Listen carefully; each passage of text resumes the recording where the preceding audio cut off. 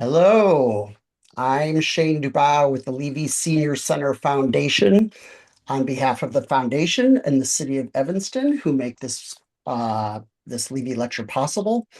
I'd like to welcome you all today to Snapshot Profiles. This is 70 with Alan Huffman. Now, if you are a regular audience member for these lectures, you might be wondering what happened to Levy Lectures. This is just a different kind of Levy Lecture that we're trying out. So this is a little bit of an experiment today. We're calling these snapshot profiles.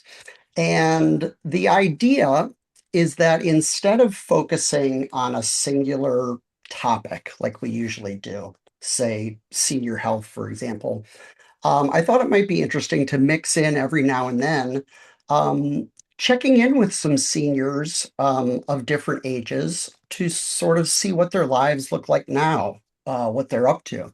So, our first guest today is an old friend, Alan Huffman, at 70.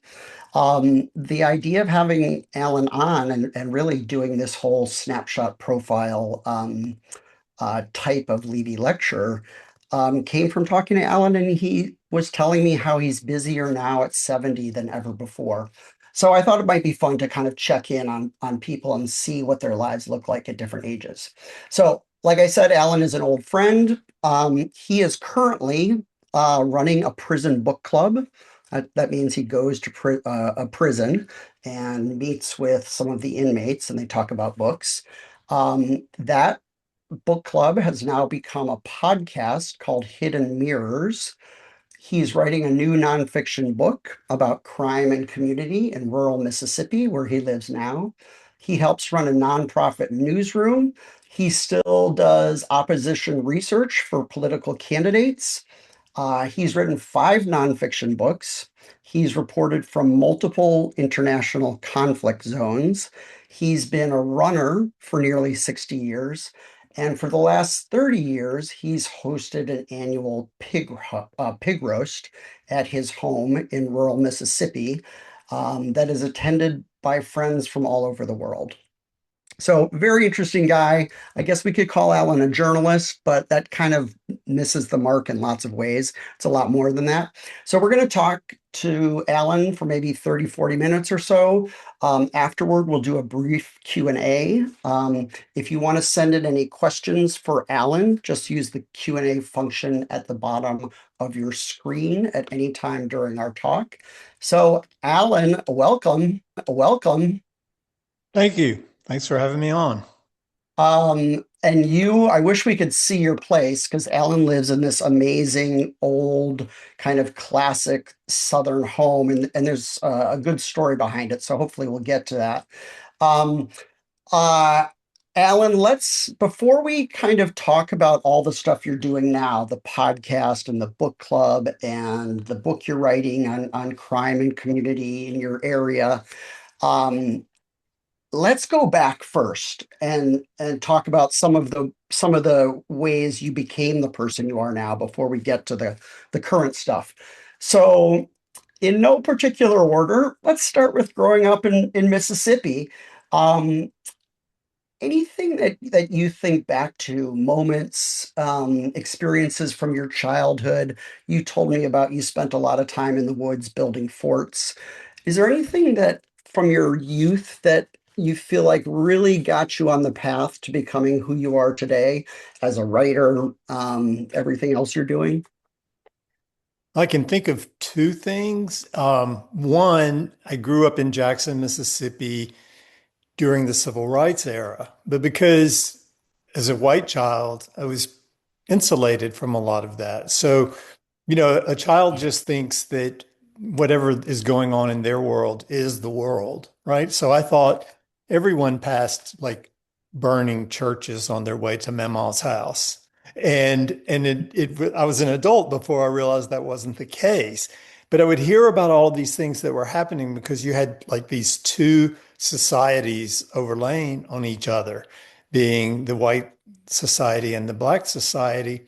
And the only black people that I was around at that age were people who were, like housekeepers or yard men and stuff like that. And I just was always curious when we would like be driving someone home and go into this completely different neighborhood. I had a lot of questions, like what their world was like. And I think that instilled in me early on as got older and started learning what actually was going on. It's like the story that is taking place nearby that you don't know and that you don't know how it ends. Those are fascinating to me. They always are. Most of my books involve hearing just a random reference to a story that piqued my curiosity and that maybe no one knows how it ended. And I'm like, how can you not know how this story ends? And so I end up wanting to follow through. That and something you referenced, which I was known, and my friends now would laugh because there's like so many buildings that I have rescued that were going to be destroyed and moved to my property that when I was like 8 years old, I was like building these incredibly elaborate forts in the woods. And I just started building things that was obviously in my DNA or wherever it is. And it never stopped. And I'm still like, now I'm 70 and I'm still like working on the house. One of the things about being 70 is, I'm still working on the house, but I just don't like to go as high on the ladder. And then people say, you shouldn't even be on the ladder, and which kind of annoys me. But I guess the way those two things come together is whether you're working on physical structures or you're telling stories, and I come from a family of storytellers, or you're writing books, it's all about building something. And and what I want to build usually is something that would otherwise remain incomplete or would be lost. And so those things I think influenced who I became. So you're making my job easy. You've teed up two new topics I want to get to. So this will pick your poison. Do you want to tell us first about your house or about your falling in love with storytelling? I'll We're going to start do with the both, so house. it's just start with the house. Okay. I'll start with the house So, since you did. um, Alan, you live in this amazing classic Southern house on a rural property. When I come to visit, there's the Spanish moss hanging from the trees. It's whatever audience, if you're picturing some sort of Southern Gothic scene, you're not too far away. Um, Alan, tell us how this house came to be in your life. Well, when I was in high school, the house that I live in now was in a friend of mine's family, and it was a plantation house, which of course has all sorts of connotations now, mostly negative, but and not for bad reasons either.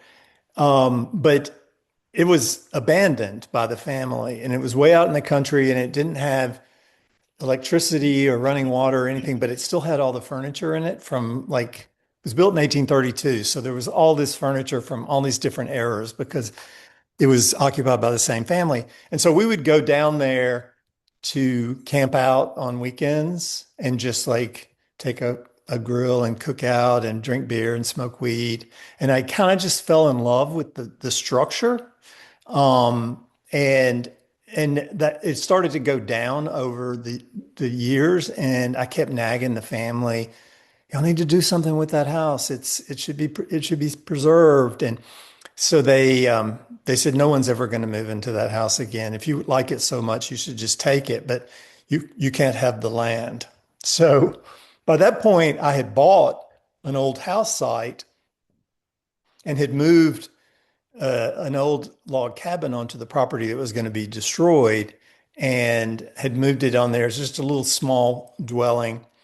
And then when that happened, when I moved that cabin, then a tornado came through and blew the roof off of a 1830s barn, and they were going to burn it. And I was like, "Oh no, you can't destroy it."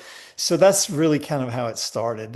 So I took the barn apart and I moved it home. At this point, mind you, I'm like, this is 45 years ago. So I had a lot of strong young backs at my disposal, and I made ample use of them. And we all my friends and I took on these projects. And then, people hear, oh, you like saving old buildings. We have a smokehouse that we were going to bulldoze. Are you interested? And I would just be like, yes, of course I am. Everyone knows the answer. And I couldn't say no. And so now I got all of these buildings.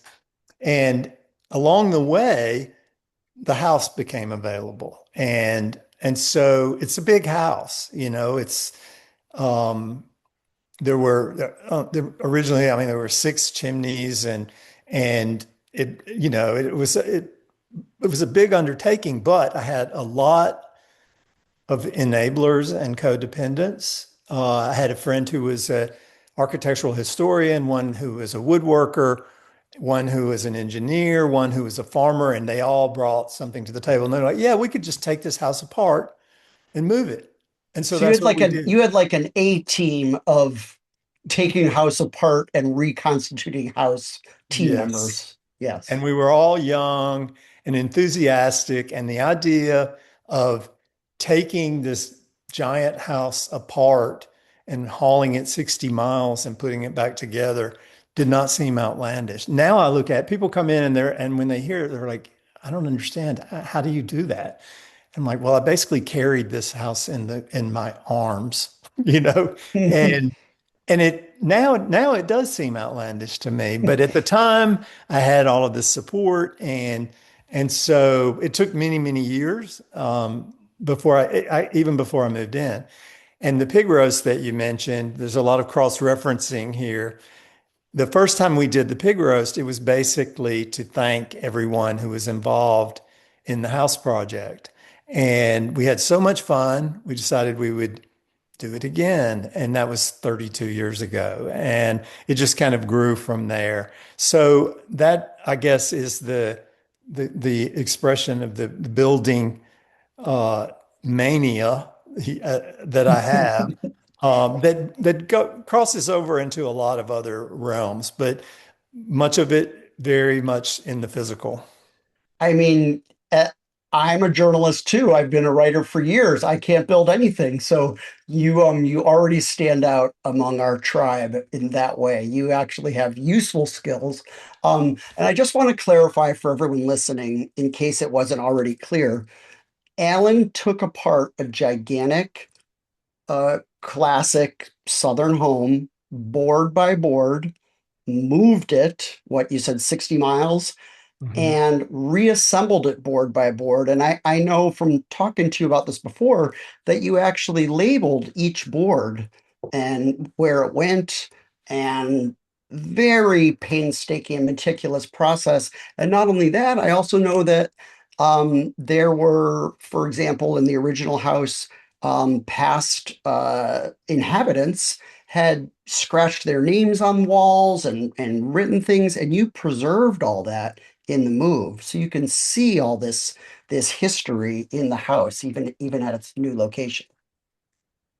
That's true. Yeah, the names go back to 1870 and they're all over the house. I've never really understood what the dynamic was that was in play that allowed people to just write all over the house. I've seen it in other old houses. You know, a lot of these houses, these people were wealthy when they built them, and they lost all of that because it was based on human enslavement. And so after the war, the houses fell into disrepair, and maybe that has something to do with the fact that because when I came along.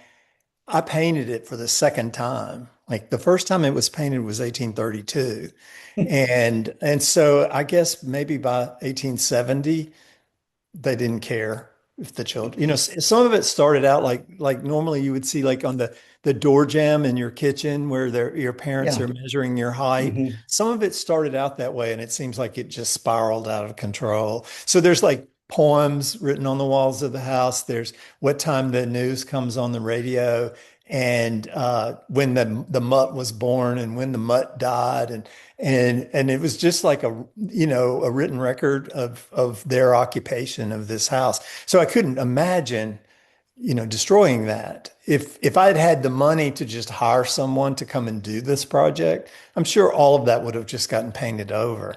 But because it did take so long, I was able to kind of sort through all of the different layers of the house.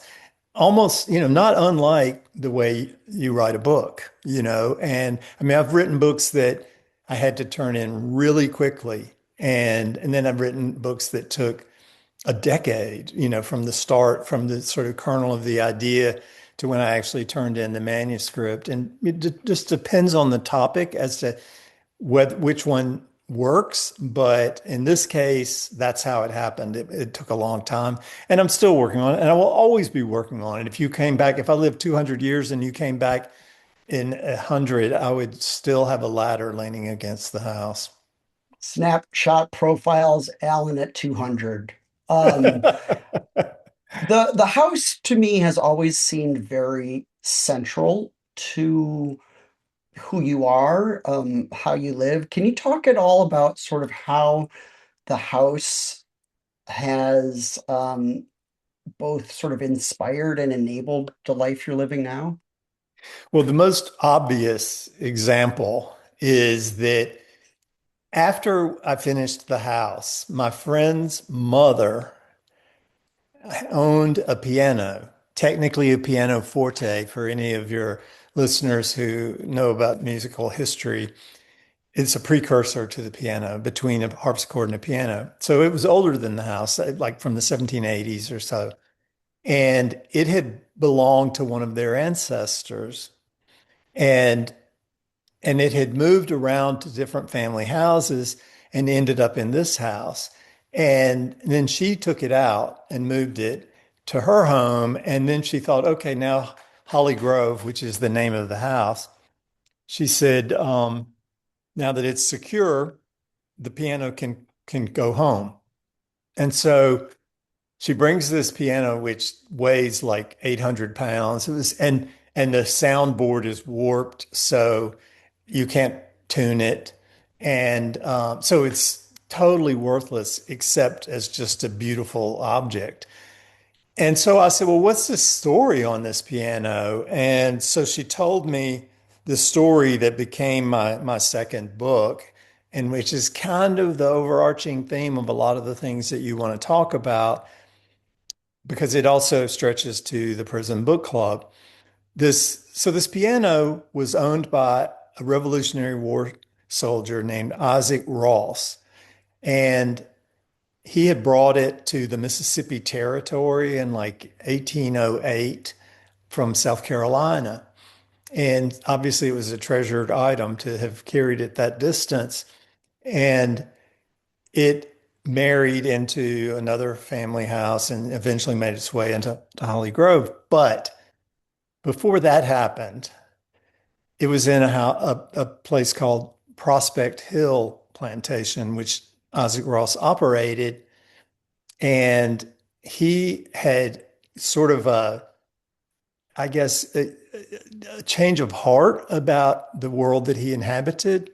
And so in the 1830s, he decided that he was going to leave in his will that any of his enslaved workers who wanted to immigrate to a freed slave colony in West Africa, in what is today Liberia, would be given that opportunity, and they would sell the plantation to pay their way.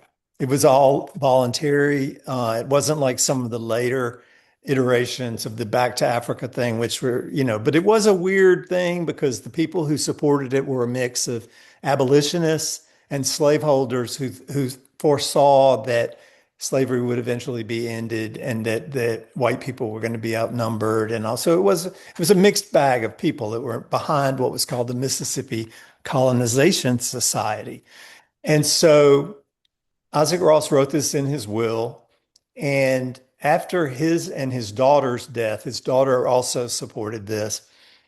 The grandson was like not really keen on the idea of selling his birthright plantation and giving it to the slaves. And he contested the will. And according to the family history that my friend's mother is telling me, and I love old stories because they're always full of details that you kind of wonder about, and also a lot of holes. And so she said that in the the will was tied up in court for a decade. And during that time, there was a slave uprising, and they set fire to Isaac Ross's Prospect Hill house.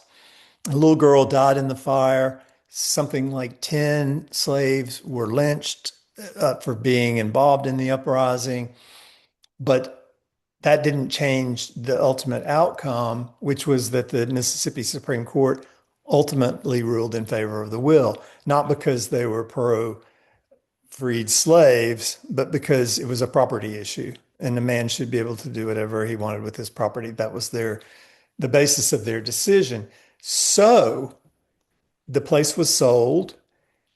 I think about 250 slaves immigrated to the colony that they called Mississippi in Africa in 1845.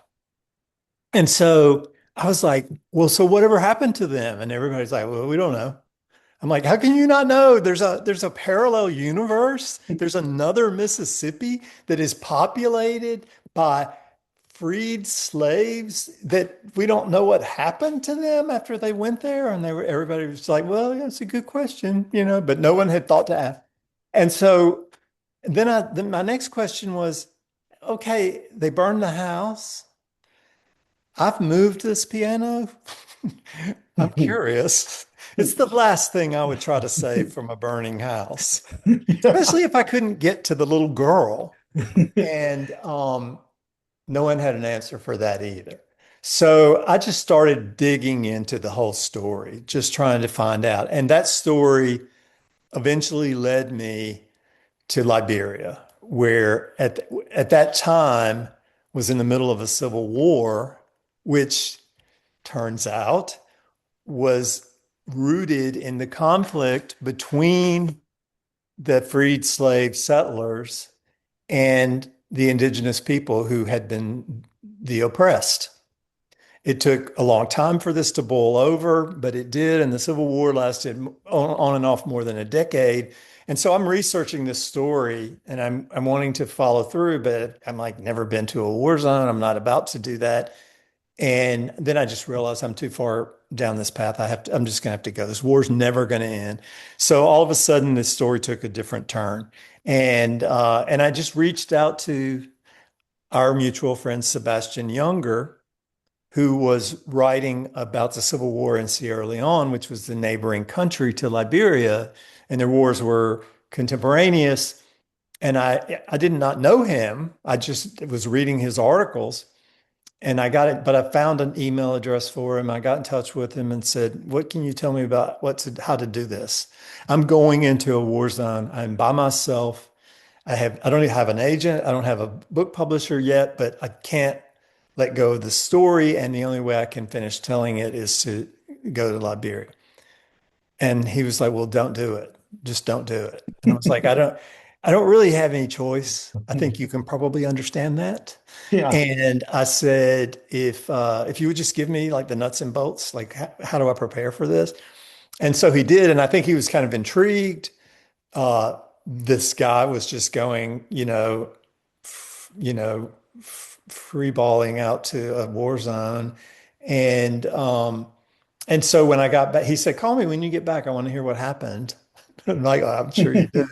And so I did, and he hooked me up with his literary agent who sold the book. And that's really my first book was the text for a photography book of my grandmother's photographs. So a lot of times when in the author bios, they don't even mention that one, although I'm very proud of that book. But most of them mention Mississippi and Africa as the first book that I wrote, and it has shown kind of amazing staying power. It's still, and I'll wait to discuss how that feeds into the book club until we get to Okay. that. But it's a pretty important sort of through line. All right. So let's jump to the present now, and we're skipping over kind of pig roast and you've been a runner all these decades, and if we can, we'll circle back to those. But I want to leave some time for Prison Book Club and the podcast it's become, and the new nonfiction book you're working on about crime and community in your area. So let's start with the book club. Um, One day you wake up and you're like, I know what I want to do today. How does this get going?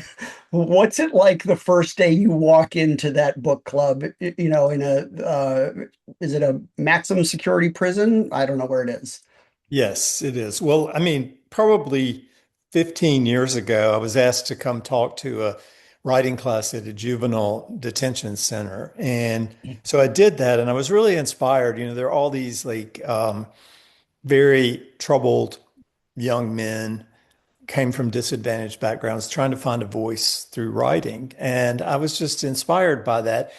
And the same thing sort of happened in Liberia. You know, you see people grappling with real things and doing it with grace, and it's inspiring when most people you talk to are trying to figure out picking out a new sofa or whatever. When you see somebody who's really in the grips of some sort of existential crisis and they're trying valiantly to come to terms with it, you can't help but be inspired. And so that's what happened with the juvenile detention class. And when I heard that the Mississippi Humanities Council was sponsoring these book clubs at prisons statewide, there are 16 of them. I was like, oh, I want to do that. And so I got in touch with them and they said, well, the only one that we have open right now is at the Wilkinson County Correctional Facility, which is near Natchez, Mississippi, and is the prison itself is like a 2.5 hour drive from my house. So I was like, not really ideal, but I'll do it for a couple of months until you can find someone, and then maybe a book club opening will appear closer to home. And so I went down there and, I had researched the prison and I knew it had its own troubled history, right? Like there've been a lot of riots at this prison. There's like 900 all violent offenders. And so I really didn't know, sort of like going into Liberia on a small scale, I really didn't know how to prepare for that. Um, and I was a little wary, as anyone would be. And that went away pretty quickly because once you start talking to these people who are trying to turn their lives around by reading books, for an Well, hold on, author. let's back up. I want to paint the scene of walking in the first day you walk in, and I'm imagining there's electronic door locks going off. There's whatever trepidation you may have been feeling about meeting these guys. Put us in that moment with you. Okay, well, first of all, you pass through a guardhouse, which the gate is like permanently up, which I have no explanation for that. And then you park, and then you get buzzed through the first electronic gate, and then you get buzzed through a second electronic gate, and then you enter the sort of receiving area where the metal detectors, you have to pass through two metal detectors, one just the typical one that you would go through anywhere, and then the one that's sort of full body thing. I don't know why they have two, but anyway, and you have to surrender your car keys, and there are lots of rules about what you can have on your person when you go in there, whatever. And so then after they buzz you through that, you have to buzz through another electronic door, and then you go down a hallway, and there's another electronic door, and then you go down a hallway, and there's another electronic door, and then you come out into this like sort of throughway in the prison, which connects all of the different pods, as they call them. And that's really at that point that if you're going to get nervous, that's where you get nervous because it's sort of the central artery of the prison. And you see a lot of people that give you pause. Okay. Maybe they're pushing a broom, but they did something terrible, right? And someone has to escort you through all of this. most of the time, not always. But And are you feeling trepidation as you're walking through this area? I mean, that area, that throughway, that corridor, that's the only time I ever felt any real trepidation because I have an escort and I just don't really think anything much about it. And then when you cross there, you're like, oh, okay, it's a reminder of where you are, you know? And and so then you go through another electronic door, and then you're sort of in the inner sanctum of the prison where their education programs are. And it was a lot, the atmosphere was a lot more lax than I expected once you got in there. Because I guess all of those are people that have special privileges. They're in these classes and they have shown that they're model prisoners or whatever for the most part, as far as I can tell. I'm guessing a lot because no one really prepared me for any of this. And in fact, when I went to the Humanities Council and said, okay, no one's going to be in the room. Like I'm going to be sitting in a room with these guys and no one's going to be in there. And they were like, well, if you're uncomfortable doing it, and I'm like, no, it's not that. I've been in conflict zones. You assess risks and plan accordingly. And I would just like to know, like, what am I supposed to do if there's an incident? If somebody brought something into the meeting that I did not know anything about, that was a source of controversy, what is the protocol for that? Really wasn't given much guidance. But I quickly learned that these guys were serious about reading, and that was our common language. And so it didn't take long before I kind of forgot. Now I did go and research all of the guys to see what they had done, and I wanted to know what their story is, where they're coming from, and just whether there was any reason to be wary in their presence. And it was hard to reconcile because they're all smart guys and they're very varying education levels, but very alert and observant and attentive. And I really enjoyed talking with them. And it was kind of hard to reconcile them with the things that they had done, which sometimes come up in conversation. They will talk about something that they did that has bearing on their interpretation of this book or whatever. And that would be the first to tell you that they've done terrible things and that they're trying to work their way past it. And so that trepidation that I had initially fell by the wayside pretty fast. But I also know that there's a risk in getting too comfortable and that you always should be cautious in any environment. You should be cautious at a concert. I mean, you never know what is awaiting you anywhere you go. And you're going kind of into the lion's den when you go into a maximum security prison. So it behooves you not to just forget where you are.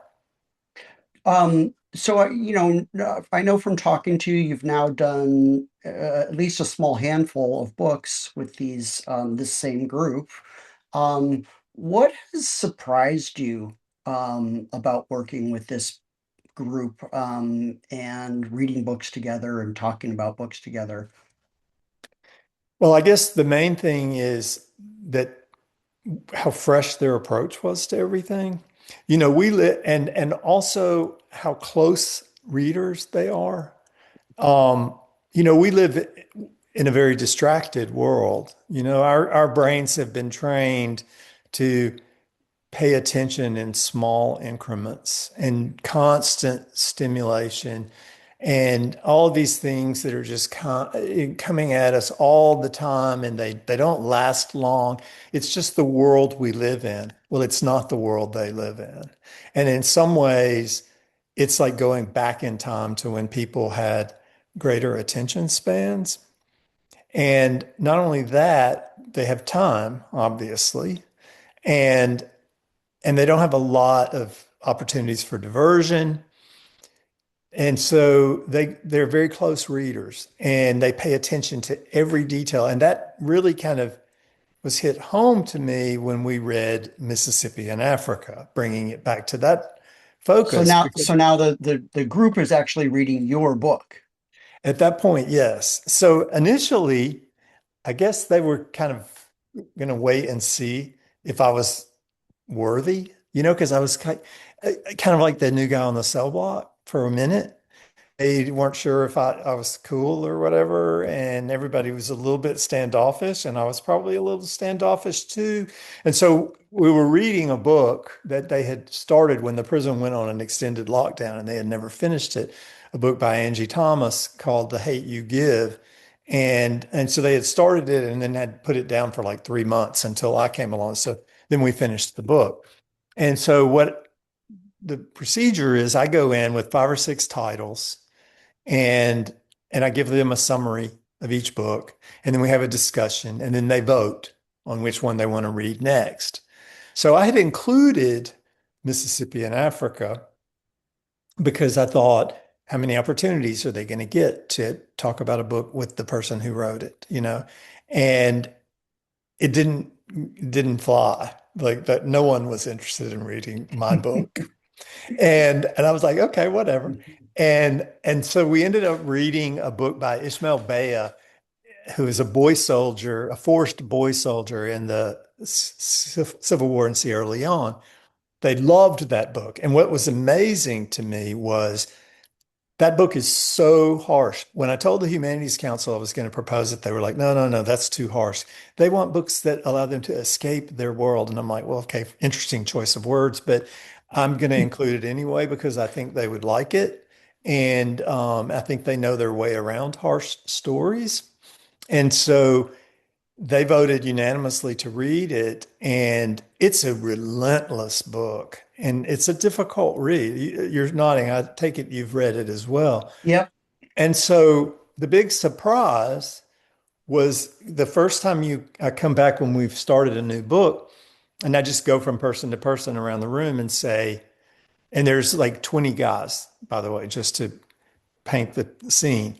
And we're in a cinder block room, and so I just go from one to one. What's your initial reaction to this book? And every single one was like, it gave me hope. I just felt so hopeful. And I was like, well, that is not something I would expect anyone to say about that book. And every one of them said it. And in fact, that's the second episode of the podcast, which is called Hope, because it really surprised me that what they keyed into was not the horrors, but how this man had turned his life around and how he had extracted himself from that civil war and all the things that he had done. He managed to forgive himself and to make amends and to get to the US and write this book and just completely turn his life around. Well, that's the book they read. That was not the book I read. And so I learned that that was kind of the template for everything that we read. They were going to see things in the book that did not jump out at me at all. And so after that, again, it sounds like I'm really pushing it, but again, I included Mississippi and Africa in the next batch because I thought, okay, it's the Civil War was going on simultaneously. It's a natural segue, and I'll just put it in there again and see what happened. And they bit, they were like, by this point, because it had come up, they had asked me questions about what it was like being in Liberia during the Civil War and being like the only white guy on the streets in a city of 1 million refugees, all of whom are black. And and and I think they became a little bit more intrigued by just the persona of me. And then one of the prisoners asked me what I would do if I suddenly found myself in prison. And I had an answer, and I asked him what he had done, and he said pretty much what you said. So I feel like at that point I was kind of in, right? And they were willing to consider. What was your answer to his question? That's a good question for you to ask. I said I would know that as an older white guy, I would stand out. Okay. So right off the bat, I would be aware that I was, somebody that everyone was going to notice. And so I would do my best to maintain a low profile and I would try not to get in anybody's way. Well, I kind of scoped out the situation. And, the prison is like 80% gang affiliated. Okay. So I would watch to try to figure out like who's in charge in my pod or wherever I am. And then I would see how the other guys interacted with him. And then I would try to figure out how I might be of use to him. And How that, how how was your response evaluated? well, what the guys, my Carlos said, that's pretty much what I did, except for the part about being an old white guy.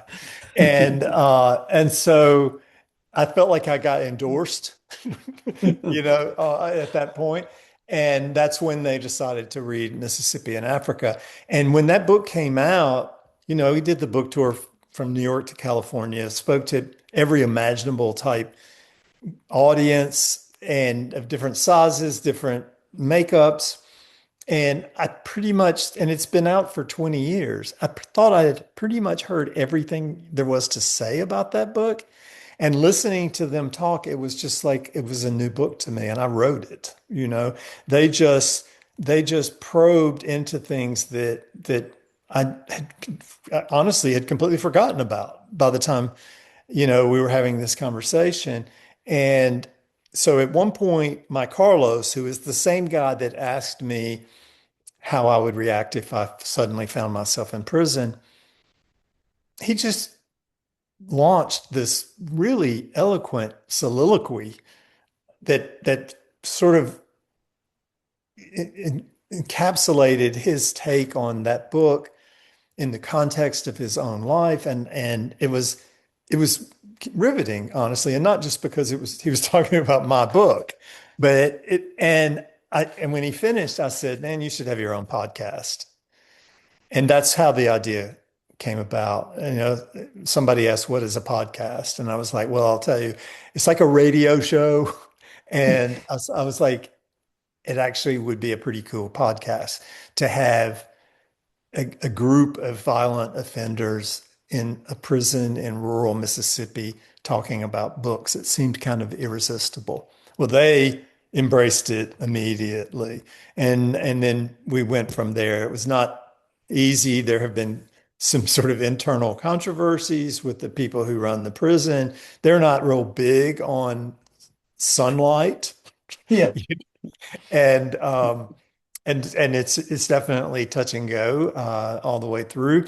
But so I got funding for a pilot season of 5 episodes, and we began recording the meetings. And basically, I just do the voiceovers and then hand it over to them, and they talk about the book in front of them and a lot of other things along the way.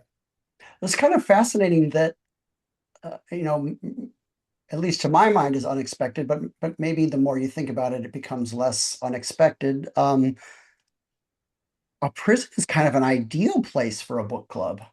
Yeah. People have time to read. People have, time to, opportunity to focus, to really be close and careful readers. And from what you're saying, to kind of really see their own lives in the text.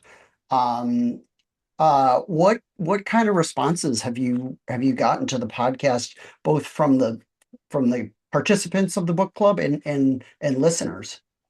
Well, first of all, I want to address something that you said because it is true that they're sort of ideal readers. And to the extent that twice I've had members of the club come to me and say that their copy of a book had been stolen and could they get another copy? And I was like, book theft is not a thing on the outside. Unfortunately, I wish it were, You but can't give them instead away. it's the opposite. And so, and one of the books that kept getting stolen was a book called Concrete Rose by Angie Thomas. And I recently had dinner with a group of people and she was there. And I told her, I was like, I've had two different people that had told me that Concrete Rose was stolen. And I just thought you would find that interesting. And she said, that's not the first time I've heard that. It's been stolen in many prison book clubs. And I thought, like, I don't know why it's such a hot commodity in prison, but apparently it is. And so, but getting back to the response, I think outside of the prison, most people are just surprised at how smart and articulate these people are.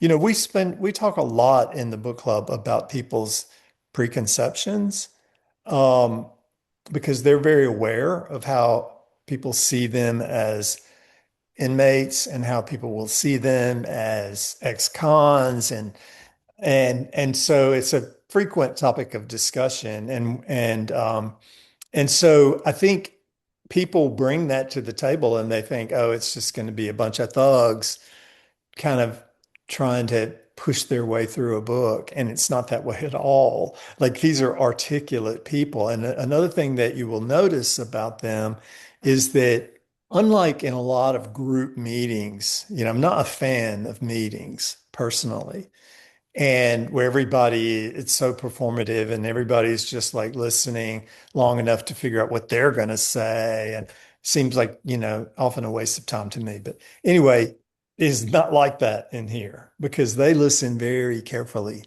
to each other and they respond honestly and directly. And I think people notice that too, that it almost feels staged to some people when they listen to it, because and they'll like ask, are these like the cream of the crop of this prison? Like, I'm like, no, it's a broad cross section.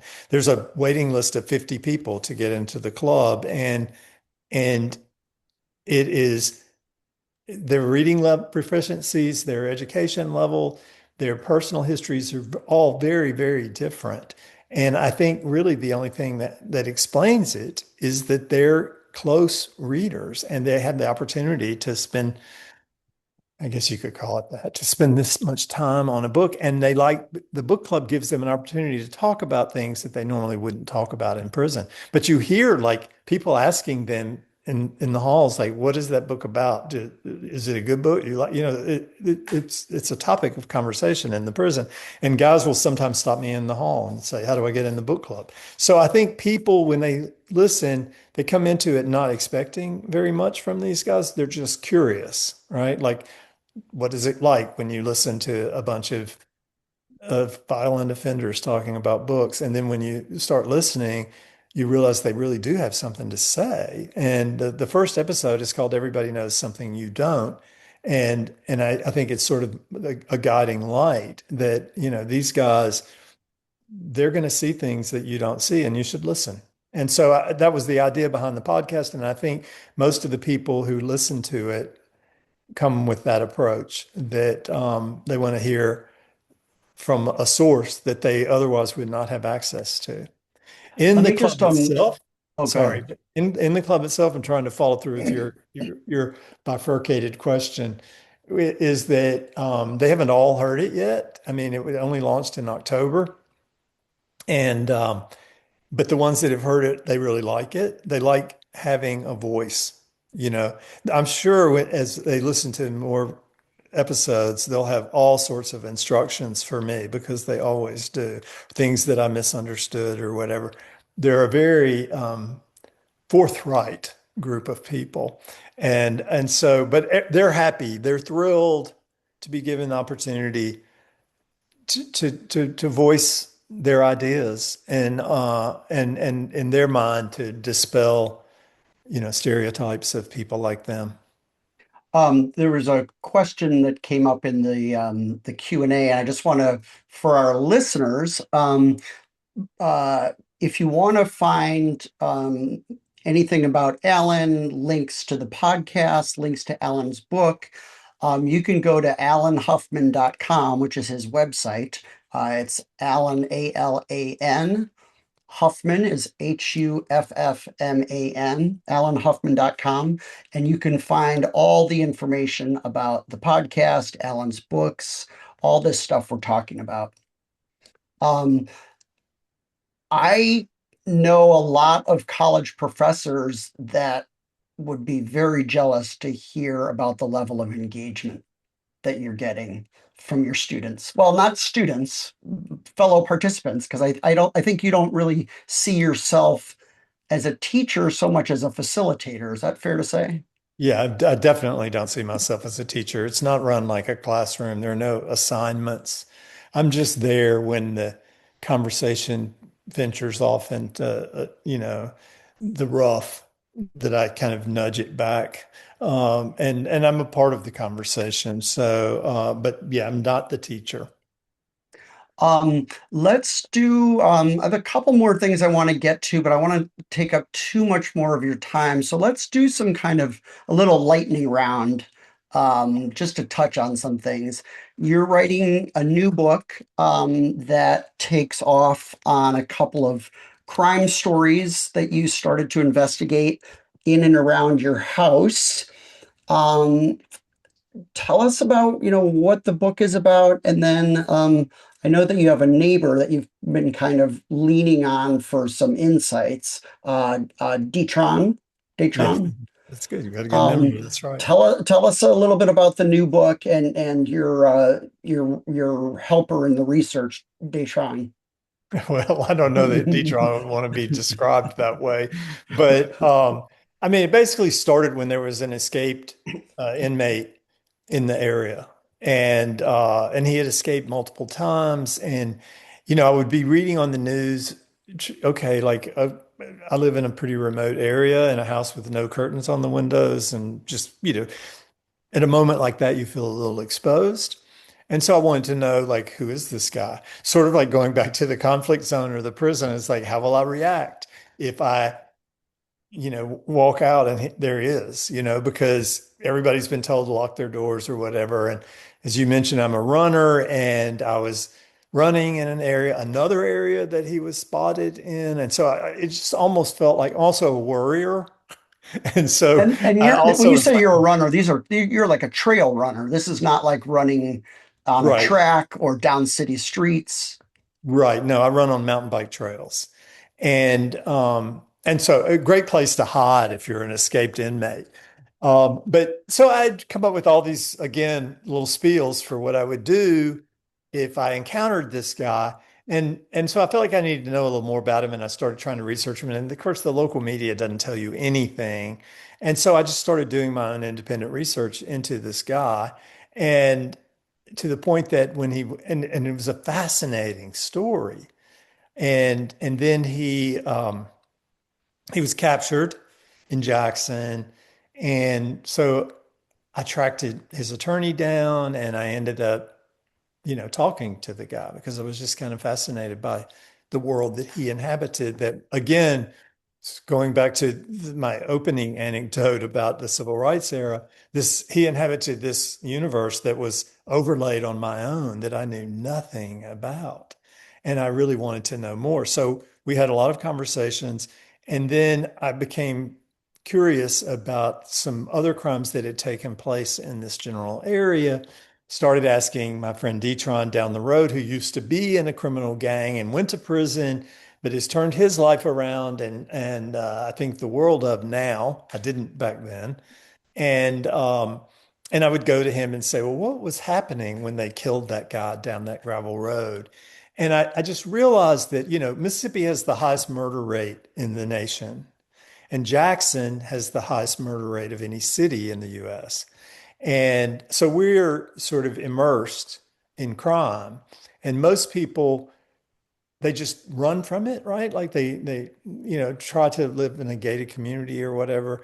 And I just felt like I had the kind of opposite inclination, that I wanted to know more about what was going on. And so the idea behind the book was a series of sort of interwoven crime stories based in one location that you go to the source for, which means the criminals. And none of them are huge, blockbuster crimes, but they each are a window into a different world. And I feel like the book club just, although when I agreed to do it, that wasn't my rationale, but the book club naturally fed into that story, because now I'm learning a lot about how these guys got to the point where they did what they did, and the who else inhabited that world with them. And it's been extremely illuminating to me. And so I'm just trying to tell these stories in concert, basically, and see what I can learn from them. And hopefully we can all be better prepared, for whatever comes our way.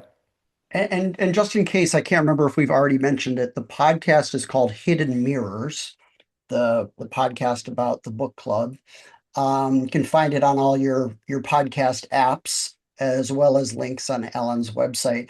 The Hidden Mirrors title actually seems kind of appropriate to what you're doing for the book as well. Yeah, that's an interesting point. That the name again, my Carlos, I have to credit. He immediately came up with the name, and in his thinking, it was like every book they read, they see a reflection of themselves, but what they learn from the book is hidden from everyone else. And so that was how he put a lot of thought into it, and again, we're a tiny little democracy, and we voted on it, and everybody liked it, and I like it too. But you're right. I mean, it's about finding reflections in obscure places, and that's kind of the whole point of the podcast. That's the point of the book. Let's do one last question, and then let's open it up to see if we have any Q&As. So if you're out there listening, throw your questions for Alan into the Q&A at the bottom of your screen. But before we jump to that, Alan, uh, you have refused to retire at age 70. And as a matter of fact, you're busier than ever. What's your thinking about? Are you gonna wrap this up at some day? Or are you gonna retire or you just keep on trucking? I'll retire when people quit paying me for things. Um, I just never really understood the sort of the logic behind retirement. I just thought if you do during your life what you really love doing, why would you ever want to stop? I recognize that other people have different approaches. I personally find other people retiring very annoying because I have to go find a new CPA. I have to go find a new doctor. I have to go find a new, it's like, why are you Because they've all making it? retired.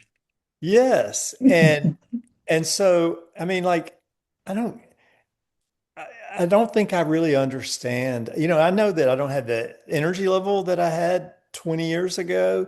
I mean, and I understand that people don't have the sort of mental faculties in some ways that they did. There may not be as quick, or I mean, there's a lot of ways that the same thing that's happening to my skin is happening to my brain. It's just becoming less elastic. But so far, I haven't had to worry about that. And I don't know. I have no explanation for why suddenly I'm busier than I have ever been, but it just is the way it worked out. And I think, this kind of a funny little story about my father, that one time I went with him for his annual checkup at the doctor because whenever he would come back, my mother would say, "What did he say?" And my father would say, "Everything's fine." And he's like 85 or whatever. And and my mother would be annoyed by that because she wanted to know it was something specific that she wanted him to ask. So she asked me to go, and I did. And so the doctor asked my father anything new, and Daddy said, "I got a lot of lower back pain." And sometimes I have to get up like twice during the night to pee. And the doctor said, "Well, Mr. Huffman, at what point in life do you think these sorts of things would naturally start happening to a person?" And Daddy was just completely, just went right over his head. He said, "I don't know, mid 90s." And I thought, okay, it's always going to be someplace out ahead for Daddy. He doesn't know that he is there, and I'm going to be just like him. And he lived to be 92, and he was still playing golf. He had been playing golf since he was like 14. So, he played golf for like almost 80 years.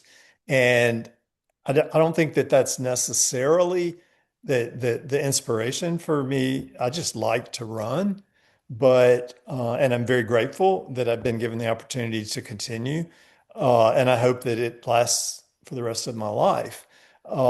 But who knows? You know, things can change rapidly after age 70, I'm told. Do you think you're And slowing down as a runner? oh, definitely. I mean, Mhm. I was slowing down as a runner when I was probably in my late 50s. I mean, you could definitely start to see.